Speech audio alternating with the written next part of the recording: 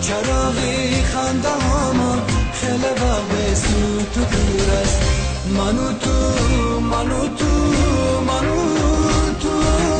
هم صدایی به صدای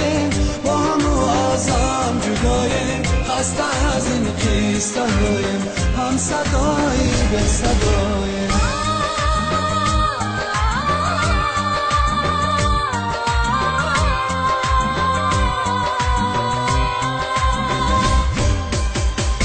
نشستیم خیلی شبها قصه گفتم از قدیما یک عمر وعده افتاده از این شب فردا تمامی وعده را با دل و حرفا رو گفتیم دیگر هیچی نمیماند برای گفتن ما منو تو هم صدایی به صدایم با همو ازم جدایم خسته از این قیسته هایم هم صدایی به صدایم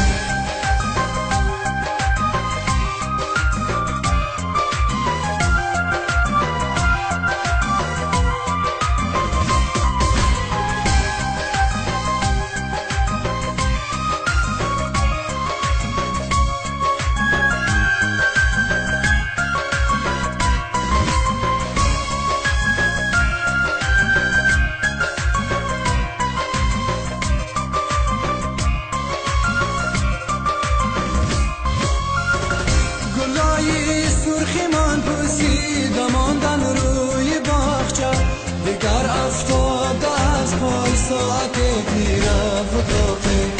گلای خالی رنگ زردی پاییزی گرفتن چونان خسته شدن از حرف هر روزی تو با منو تو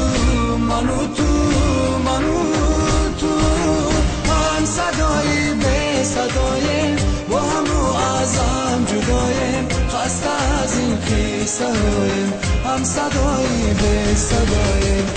منو تو